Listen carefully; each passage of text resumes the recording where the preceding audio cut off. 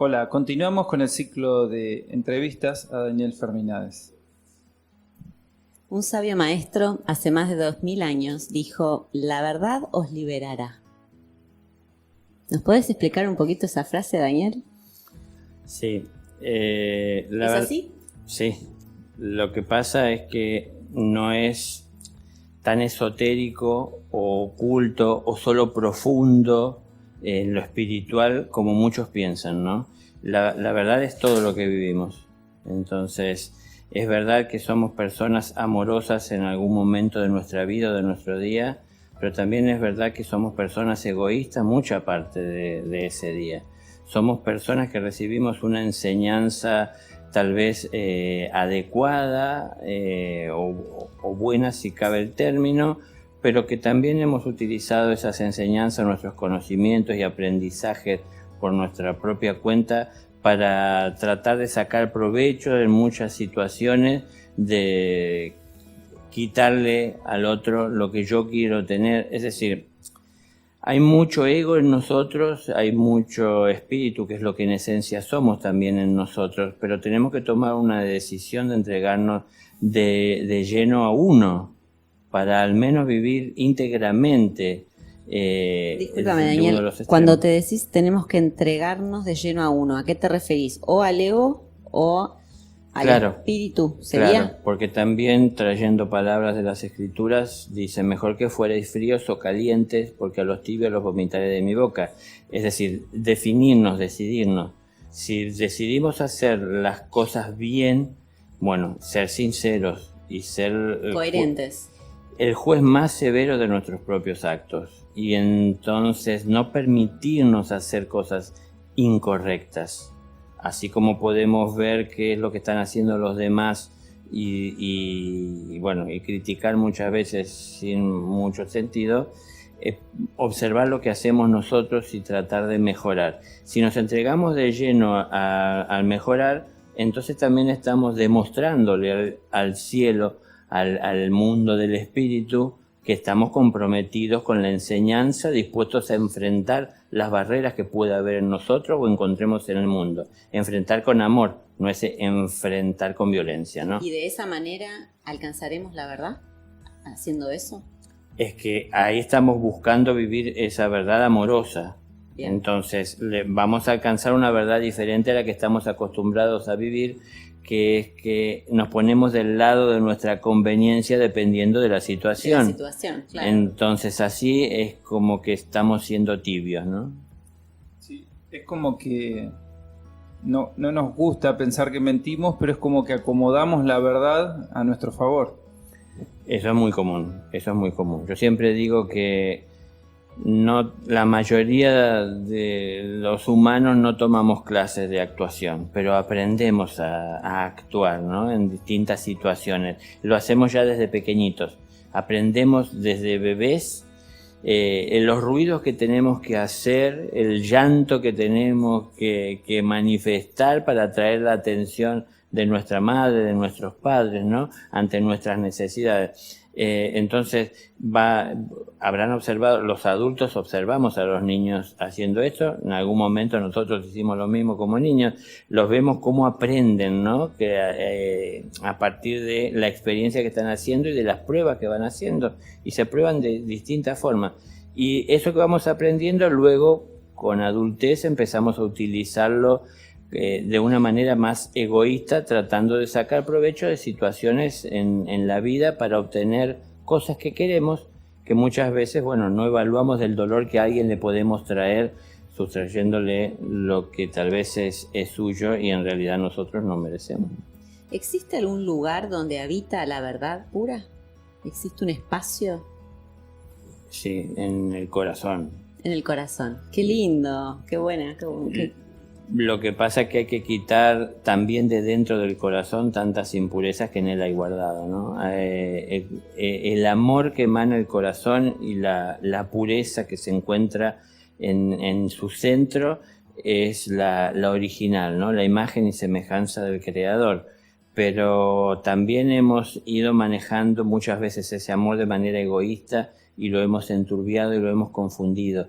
Y entonces hoy a la gente le cuesta distinguir dónde está lo puro o qué es lo puro y qué es lo impuro. Y uno piensa a veces que lo que uno está haciendo cuando uno lo hace, si a uno le agrada, está bien, y a veces ahí hay confusión, porque no todo lo que a mí me agrada hacer o me resulta al otro o le puede llegar a hacer un bien.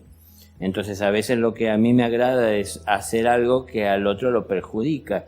Entonces tengo que hacer ese análisis, no tan solo ver por mis propios intereses, sino que también evaluar en el entorno las consecuencias de mi obrar.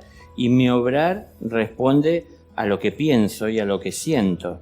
Entonces hay que hacer una depuración profunda, ¿no? Hay que irse hasta los pensamientos, cómo administramos los conocimientos que tenemos y con qué fin. Con el fin de hacer algún aporte en este tiempo que me toca vivir presente o con el fin de sacar algún provecho desde los conocimientos que tengo manipulando la realidad de mi conveniencia. Daniel, y haciendo uso de la verdad o tratando de vivir cada vez más en ella, en determinadas circunstancias, ¿tenemos que mantenerla sí o sí? O en el caso que por ahí podamos llegar a dañar a una persona diciéndole una verdad, es mejor hacer silencio.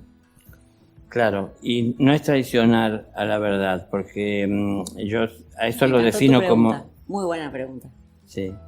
Yo a eso lo defino como el ocultar la verdad, que no es mentir.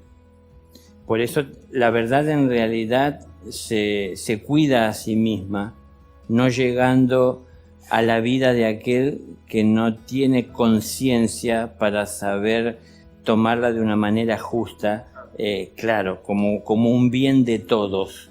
Y aquel que es egoísta y quiere utilizarla a su conveniencia, no le resultará tan fácil alcanzarla, ¿no? Las verdades más trascendentales. Pero viniendo a las verdades que podemos llegar a conocer nosotros, que tal vez entendemos que sería doloroso o dañino compartir con alguna persona que está afectada por una situación que vive, por ejemplo, es preferible entonces a veces callar y esperar el momento adecuado en donde la persona no esté vulnerable en sus emociones para poder recibir esa verdad. Exactamente, y cómo uno entonces la transmite. Ahora, la verdad existe desde siempre y en la medida que uno va evolucionando, es decir, evolucionando espiritualmente, dejando detrás todos aquellos lazos que lo atan a la materia y al mundo, va abandonando y renunciando a lo material, es decir, administrándolo de manera justa, no es dejando todo lo material de lado para vivir en la naturaleza, sino que sabiendo administrarlo y cambiando